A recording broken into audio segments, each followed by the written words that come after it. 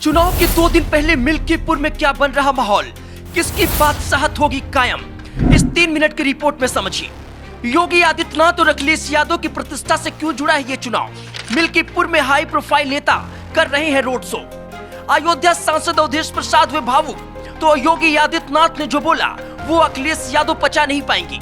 जी, उत्तर प्रदेश के सिर्फ एक सीट मिल्कीपुर पर उपचुनाव हो रहा है, लेकिन माहौल ऐसा बन रहा है कि जैसे लग रहा है कि ये देश का चुनाव और देश की सियासत को तय करने वाला चुनाव होने वाला है। चलिए आपको बताते हैं कि आखिर एक सीट पर उपचुनाव इतना बड़ा चुनाव कैसे बन गया और मिल्कीपुर में चुनाव के 2 दिन पहले किसका पलड़ा ज्यादा भारी है। उत्तर प्रदेश के अयोध्या में राजनीति का पारा हाई है। मिल्कीपुर उपचुनाव अब योगी आदित्यनाथ और सपा प्रमुख अखिलेश यादव की प्रतिष्ठा से जुड़ गया है। भाजपा पिछले 3 चुनाव में यहां हार चुकी है और इस बार हर हाल में जीत हासिल करने के लिए रणनीति बना रही है। वहीं सपा अपने गढ़ को बचाने के लिए पूरी ताकत झोंक रही है। चुनावी मैदान में रविवार को सीएम योगी आदित्यनाथ उतरे हैं और इसके जरिए वो राजनीतिक समीकरण को साधने का प्रयास कर रहे हैं।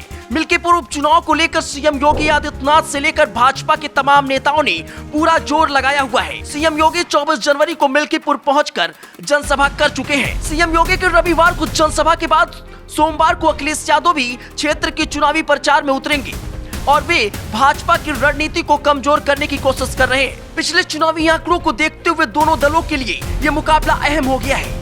भाजपा इस सीट पर पिछले 2 उपचुनाव हार चुकी है, जबकि सपा लगातार 3 बार यहां जीत दर्ज कर चुकी है और इस सीट पर फैजाबाद अयोध्या सांसद अवधेश प्रसाद की राजनीतिक प्रतिष्ठा जुड़ी हुई है। उनके बेटे अजीत प्रसाद सपा के टिकट पर चुनावी मैदान में हैं। सपा ने इस चुनाव को रोचक बनाने के लिए अपने सफाई परिवार के सदस्यों को प्रचार में उतार दिया है। सांसद डिंपल यादव, प्रिया सरोज की रोड शो और धर्मेंद्र यादव की जनसभा में कार्यकर्ताओं का उत्साह देखने को मिला। अब यह देखना दिलचस्प होगा कि मतदाता किसके पक्ष में अपना फैसला सुनाते हैं। हालांकि सभा को संबोधित करते हुए अवधेश प्रसाद जिस तरीके से रोए, उसके बाद से योगी आदित्यनाथ ने न केवल अवधेश प्रसाद पर बल्कि पूरे समाजवादी पार्टी पर तंज कसा।